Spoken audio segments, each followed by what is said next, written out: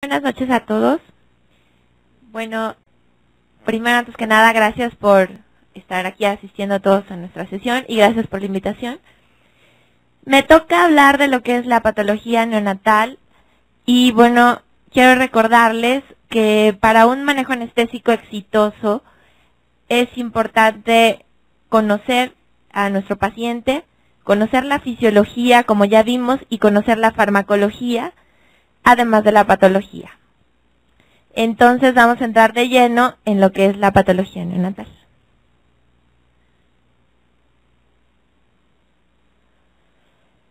Bueno, para hablar de patología neonatal quisiera antes pues recordar que nuestro paciente, como ya nos mencionó la doctora Zamora, tiene, aunque es neonato, todos va a tener diferente peso, diferentes características fisiológicas.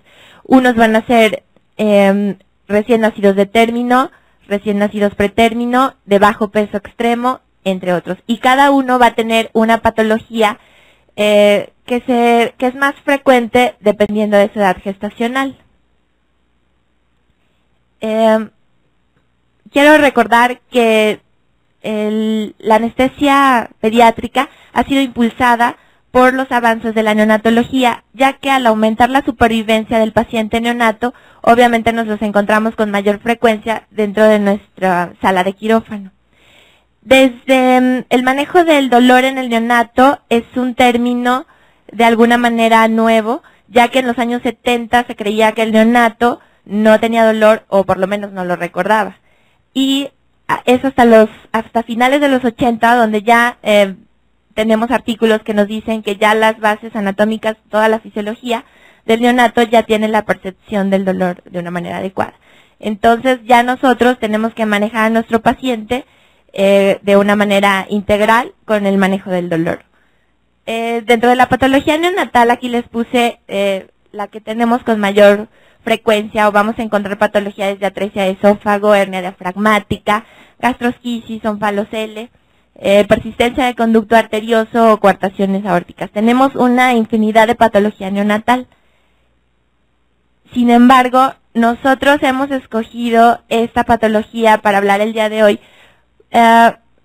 porque es probablemente a la que se van a enfrentar a ustedes con mayor frecuencia o la de mayor interés para ustedes.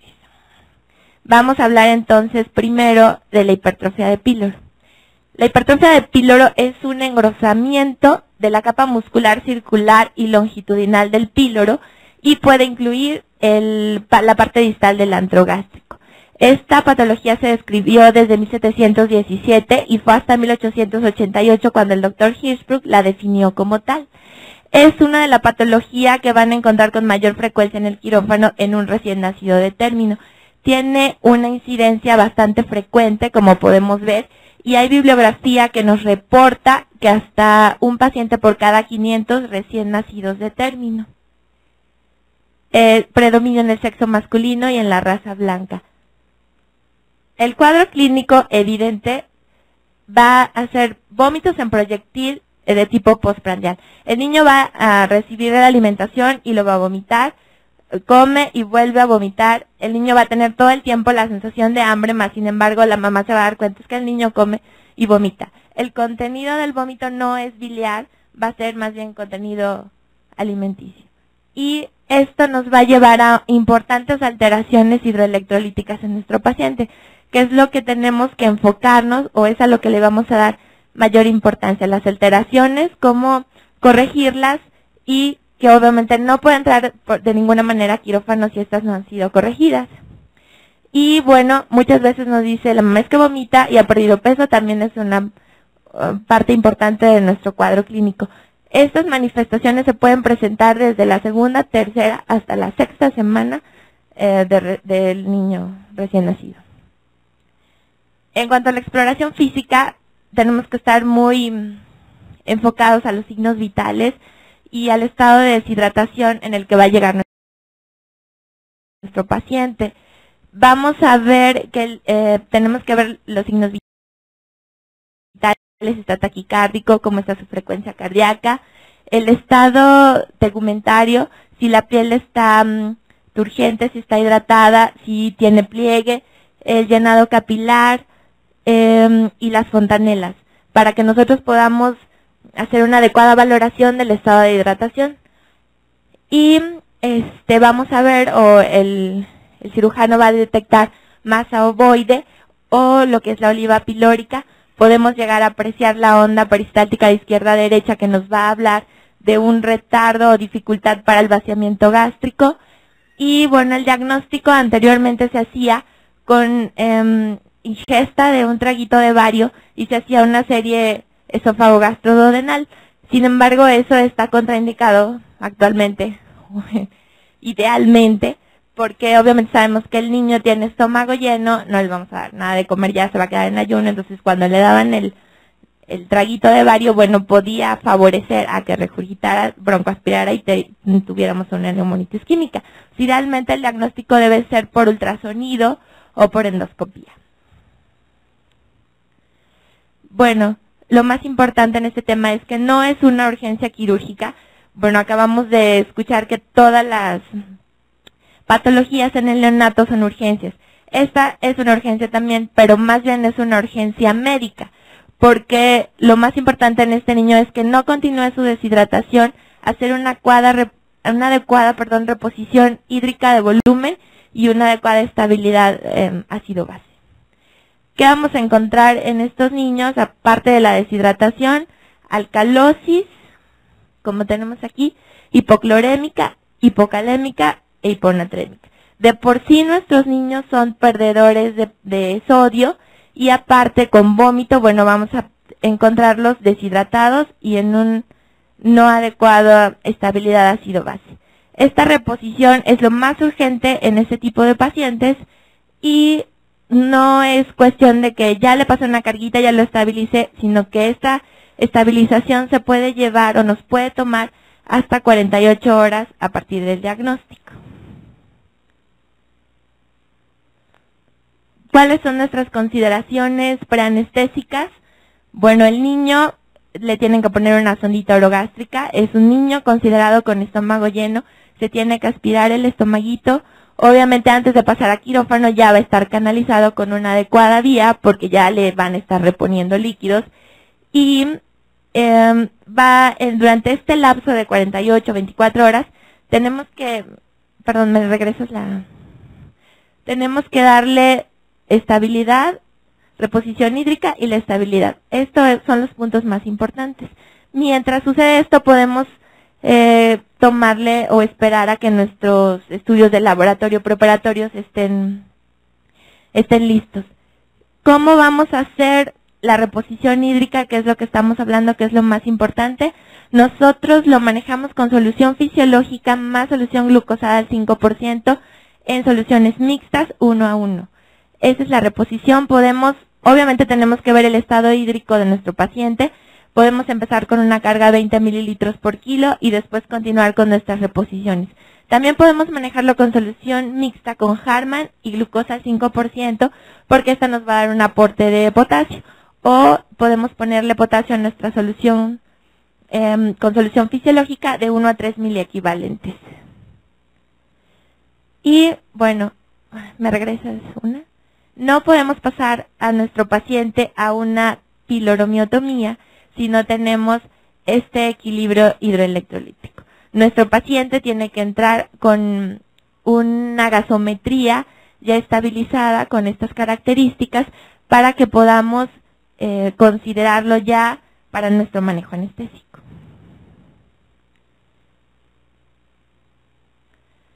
Ya que tenemos a nuestro paciente listo, preparado para entrar a quirófano, vamos a tenerlo o vamos a manejarlo con un monitoreo. ¿Me la regresas? Gracias. Con un monitoreo no invasivo. Probablemente lo único invasivo que vamos a requerir es la gasometría previa, y si alguno quiere manejarlo con alguna gasometría en el transanestésico. Pero si no, es un procedimiento que va a durar en manos hábiles aproximadamente 20 a 30 minutos y podemos manejarlo con un control térmico, como ya habíamos mencionado, y glicemia, que es obligado en nuestros pacientes neonatales, y bueno, un estetoscopio, presión arterial no invasiva y un pulso oxímetro. Y bueno, ¿qué opciones tenemos de manejo para el paciente con hipertrofia de píloro? Bueno, ya sabemos, anestesia general balanceada o anestesia regional o anestesia mixta. Yo les voy a hablar un poquito de esto y cómo lo manejamos en el hospital infantil. Si nosotros decidimos manejarlo con una anestesia general es porque es un paciente con estómago lleno. ¿Y qué es lo que requerimos? Bueno, lo que necesitamos es seguridad en nuestra vía aérea. Y el manejo de la anestesia general sería la técnica ideal. Obviamente, como ya mencionó la doctora Zamora y la doctora Gómez, esto nos va a llevar a una desventaja muy grande, que incrementamos el riesgo de apnea, bradicardias y probablemente nuestro paciente, por la rapidez del procedimiento quirúrgico, salga intubado del quirófano. Más sin embargo, bueno, la ventaja es la seguridad de nuestra vía aérea. ¿Cómo manejamos nosotros en caso de darle anestesia general? Bueno, idealmente se tiene que dar una inducción de secuencia rápida. Manejamos fentanil a 3 microgramos por kilo, propofol a 3 miligramos por kilo y nosotros no manejamos relajante neuromuscular. Idealmente en este caso utilizaríamos rocuronio, pero en 20 minutos que nuestros cirujanos terminaran el procedimiento, nuestro paciente continuaría relajado. Entonces nosotros ponemos el tubo sin relajante neuromuscular, únicamente así quedaría manejado. Nosotros manejamos la hipertrofia de píloro con una anestesia regional. Las ventajas de la anestesia regional es que no vamos a sacar a nuestro paciente obviamente intubado, no le vamos a dar la anestesia general, una analgesia postoperatoria adecuada y hemos visto que tiene menos tiempo hospitalizado y tiene una recuperación en menor tiempo. En la bibliografía encontramos una falla de la técnica de un 10 al 20%, que no es la que encontramos en nuestro hospital. Y bueno, la desventaja de esta técnica es que nuestra vía aérea no está segura. Nosotros manejamos anestesia regional, bloqueo peridural vía caudal, más sedación con sevoflurane al paciente para hipertrofia de píloro. Nuestros cirujanos tardan 20 minutos en este procedimiento, siempre respetan, saben, está la camita de quirófano y es súper frecuente que el niño es muy pequeño y se lo llevan hasta allá abajo para operarlo. Entonces, si nosotros lo manejamos con una anestesia regional y el cirujano se lleva al niño, nuestra vía aérea no está segura y no lo estamos viendo, no lo estamos monitorizando y no estamos viendo si respira, si no respira o si vómito. Entonces, en el hospital nos lo dejan cerca, lo manejamos con la mascarilla, estamos pendientes todo el tiempo de él y únicamente con Seborane. Sin embargo, como habíamos visto, podemos manejarlo con una anestesia mixta que es ideal porque ponemos fenta, propofol, lo intubamos en cuanto haga apnea, no le ponemos relajante, lo ponemos en decúbito lateral y le ponemos su bloqueo caudal. Y con esto utilizamos todas las ventajas de ambas técnicas, tratando de que el niño salga extubado y tenga una analgesia operatoria adecuada. Les quiero presentar este artículo que salió publicado en el 2002, es un estudio retrospectivo que se realizó en el Hospital Infantil de México. Es un artículo de la doctora Moyao, se tomó la tarea de ver desde enero de 1994 a diciembre de 1998 todos los niños que habían sido anestesiados para hipertrofia de píloro. No todos eran neonatos, más sin embargo fueron 242 pacientes, de los cuales a 232 se les administró únicamente el bloqueo peridural vía caudal y mascarilla facial. De estos 242 pacientes, 232 con bloqueo. Los otros 10 que no fueron bloqueados es porque tenían algunas otras malformaciones asociadas. Se decidió darle una anestesia general.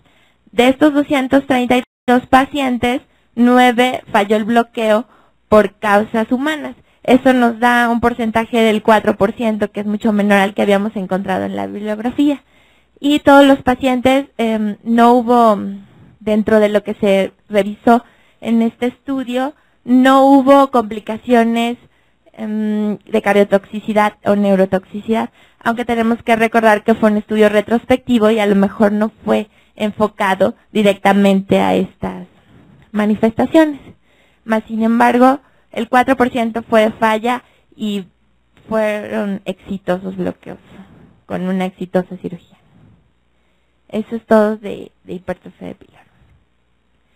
Ahora les voy a hablar un poquito de lo que es onfalocele y gastrosquisis, otra de las patologías bastante frecuentes o que van a encontrar en sus hospitales. Embriológicamente no tienen el mismo origen, no son iguales, más sin embargo por didáctica quisimos agruparlas como alteraciones de la pared abdominal y quisimos manejarlas de una manera conjunta. Ambos son defectos embriológicos con herniación prenatal de algunas vísceras del contenido abdominal. Estas patologías las vamos a dividir así, onfalocele y gastrosquisis, y después las voy a ir juntando para ver las diferencias.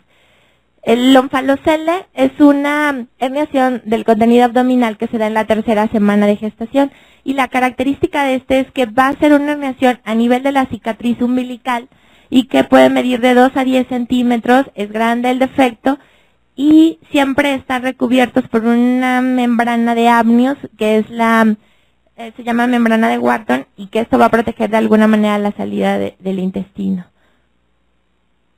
En la gastrosquisis, esto es su incidencia, y esto se va a dar el defecto a partir de la 10ª semana de gestación.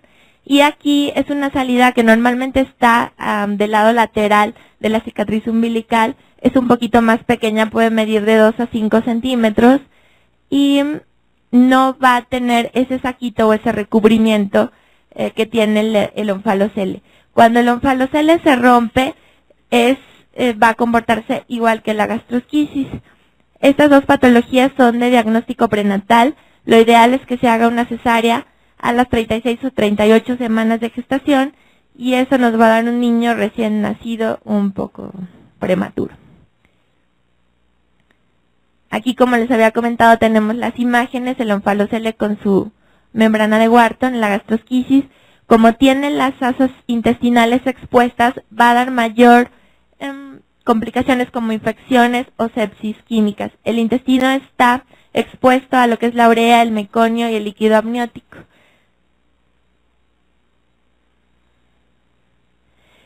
El onfalocele es más frecuente que se presente en niños prematuros y que tengan algunos defectos cardíacos como alteraciones CIA, CIB o labio paladar hendío o algunas trisomías. En cambio, los pacientes con gastrosquisis es menos frecuente que se encuentren algunas otras malformaciones asociadas. La estructura y función del intestino en el onfalocele es normal, y en la gastrosquisis, debido a esta exposición y como está en contacto con como me había mencionado, con la urea y el meconio, puede llegar a presentar adhesión, bridas, perforación, volvulus y malrotación. Este intestino, después de un cierre primario, puede recuperar su función normal después de 3 semanas. Sin embargo, puede estar un poquito más complicado. Y bueno, el pronóstico en el onfalocele aparentemente es un poquito mejor si no se rompe. Si se puede reducir e introducir el intestino en una primer cirugía. Obviamente el pronóstico depende del tamaño, de la salida de las vísceras, cuánto salieron, si se pudo cerrar y si tiene o no anomalías asociadas, principalmente las cardiopatías. Y en la gastrosquisis, normalmente nuestro paciente sale intubado a la UCIN, se haya hecho o no el cierre primario, y su evolución va a depender de las condiciones del intestino y si está en un periodo de sepsis o no. Las consideraciones preoperatorias igual son muy importantes. Esta es la patología donde va a perder el neonato mayor cantidad de líquidos y de calor. Entonces, esto es en lo que nosotros tenemos que estar enfocados, en las correcciones hidroelectrolíticas. Inmediatamente se cubre la salida de las vísceras con una compresita con solución fisiológica caliente o tibia.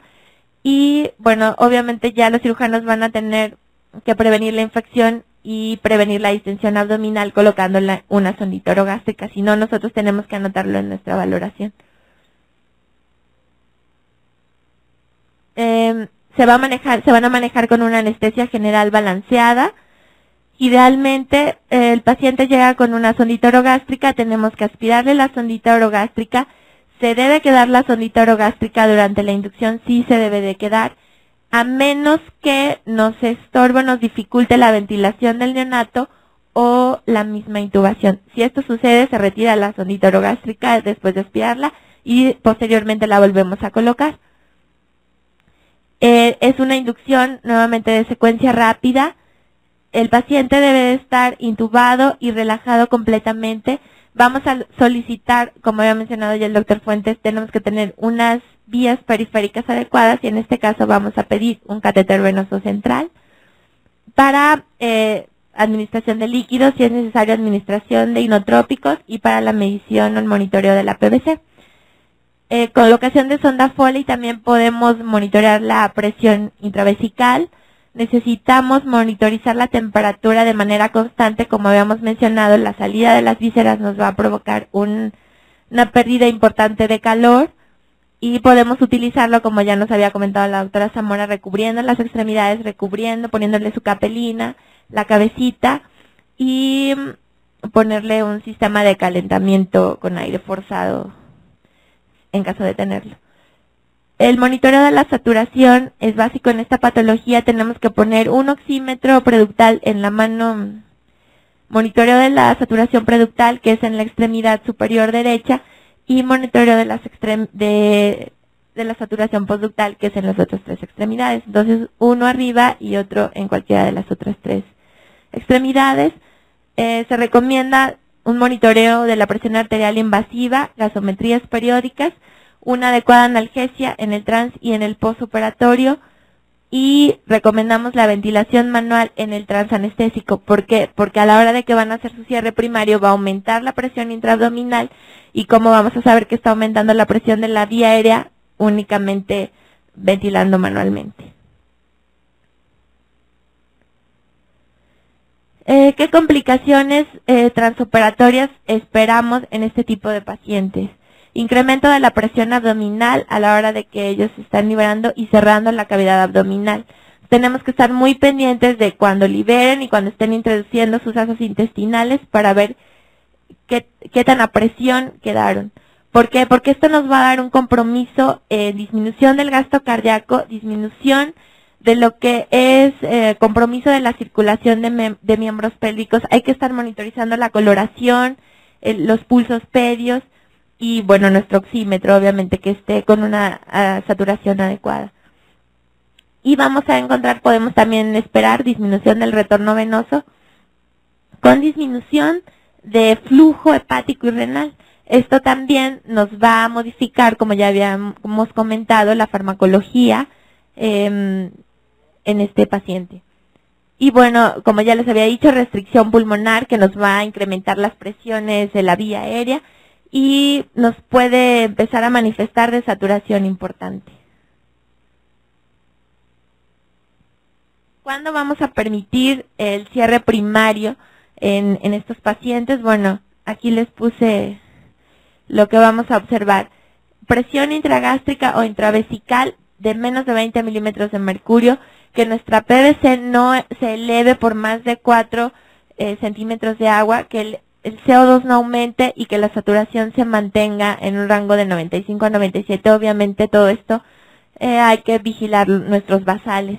Si el paciente no modifica estos parámetros, bueno, podemos permitir el cierre primario y si no, este cierre se va a dar por pasos con la técnica que ellos elijan.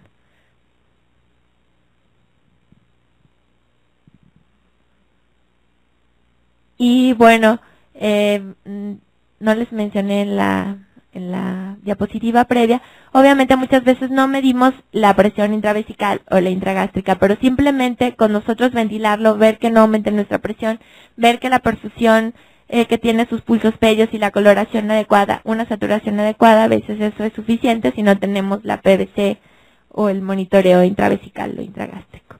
Y bueno, ¿qué complicaciones postoperatorias esperamos? Enterocolitis, insuficiencia renal, sepsis es muy frecuente, neumonía porque haya broncoaspirado o dehiscencia de la misma cirugía porque no en los tejidos. Y bueno, vamos a hablar de las oclusiones intestinales aquí. Hice un pequeño resumen. Como oclusión intestinal nos nos lo puede provocar, podemos tener diversa etiología. Quise agruparlos o agrupar sus características porque el manejo anestésico de alguna manera va a ser muy similar. Pues aquí solo quiero recordarles que tenemos oclusiones por causas internas, externas, neurógenas o infecciosas. Y que dentro de estos grupos, las más frecuentes son las atresias, las malrotaciones y la enfermedad de Hirschsprung. Y bueno, hay bibliografía que nos divide las oclusiones intestinales como altas y bajas. Las oclusiones altas es característico que presente el paciente vómito. Y esto hace que el diagnóstico sea precoz. Sin embargo, en las oclusiones bajas, como es una distensión abdominal que puede ser muy evidente o no tan evidente, esto hace que el diagnóstico sea tardío, porque podemos tener estreñimiento únicamente que cede y hasta que llegue nuestro paciente con una obstrucción total, ya con una distensión abdominal muy importante. En las oclusiones bajas es frecuente que se dé la distensión abdominal, como podemos ver, marcada. Esto hace que se abatan los semidiafragmas de manera bilateral y vamos a tener repercusiones ventilatorias. Seguramente nuestro paciente con oclusión baja va a llegar más grave a quirófano e intubado. Quise agruparles de esta manera lo que es la presentación clínica de todas las oclusiones intestinales y recargar que esta sí es una urgencia quirúrgica. Si nuestro paciente no está en condiciones de entrar a quirófano, no podemos esperar corrígele los tiempos o que suba la hemoglobina o que ya no esté chocado. Tiene que entrar a quirófano inmediatamente que se hace el diagnóstico. La presentación clínica en todas las oclusiones intestinales, dolor abdominal de predominio periumbilical. Obviamente el paciente neonato no nos va a decir que tiene dolor, entonces lo vamos a ver con llanto irritable y los signos vitales probablemente con taquicardia y frecuencia y TEAs elevadas. Vamos a tener distensión abdominal marcada o no tan marcada, como habíamos visto dependiendo del origen, vómito, grados variables de constipación y lo más importante que es un desequilibrio hidroelectrolítico con deshidratación y algún tipo de compromiso respiratorio. Todos son considerados pacientes con estómago lleno. Y bueno, cuando se da un diagnóstico tardío, nuestro paciente va a llegar todavía en peores condiciones, cuando ya tenemos septicemia, coagulopatías o estado de choque. ¿Qué consideraciones anestésicas? Igualmente como en nuestras otras patologías, sonda orogástrica, aspiración de la sonda orogástrica, una intubación, vamos a manejarlos igual con intubación de secuencia rápida. Y bueno, tenemos que hacer una corrección importante de líquidos y electrolitos. Esta corrección de líquidos y electrolitos no siempre se puede hacer antes de entrar a quirófano. A veces la tenemos que hacer en el quirófano y depende de las condiciones. Podemos poner cristaloides, coloides, albúmina, si requiere sangre, plasma o incluso plaquetas. Esto va a depender de la etiología y si tiene o no coagulopatía nuestro paciente. Si no lo tiene, a lo mejor podemos pasarlo a quirófano y en lo que ya tiene lista la sangre, el plasma, las plaquetas, podemos ir reponiendo cristaloides y coloides e ir iniciando la cirugía. Bueno, obviamente va a depender del estado hemodinámico de nuestro paciente, el manejo anestésico. No es recomendable una anestesia regional por el estado si está en estado de choque o coagulopatía. Se va a manejar con anestesia general balanceada, aspiración de la sonda orogástrica, una inducción de secuencia rápida, una recuperación hídrica muy importante. Hay bibliografía que nos dice que si se maneja normalmente en un niño 4 mililitros kilo hora o de 3 a 4 mililitros kilo hora, en este tipo de pacientes vamos a manejar hasta 12 mililitros kilo hora. Una reposición hídrica muy intensa. Y nuestro mantenimiento lo vamos a manejar, se recomienda generalmente que sea anestesia general endovenosa, fentanil de 5 a 10 microgramos por kilo, obviamente dependiendo de la hemodinamia y de qué tanto lo tolere nuestro paciente, y una adecuada relajación neuromuscular con el relajante que ustedes prefieran. Inhalado está controvertido, ya que, como habíamos mencionado, nos puede provocar bradicardias, hipotensiones, vasodilataciones, que en este tipo de paciente no queremos. Y bueno, nuestro monitoreo sí va a ser invasivo, catéter venoso central y línea arterial. Bueno, este tipo de pacientes va a pasar a la terapia intensiva con igual manejo adecuado intenso de líquidos, probablemente inotrópicos, y su antibiótico terapia. Y bueno, no hay que olvidar la analgesia en este tipo de pacientes, es muy importante para su evolución. Morfina, 10 microgramos por kilo. No lo manejamos por hora porque, como vimos, el metabolismo es diferente en los neonatos, más bien es dosis respuesta. Y fentanila, 2 microgramos kilo hora.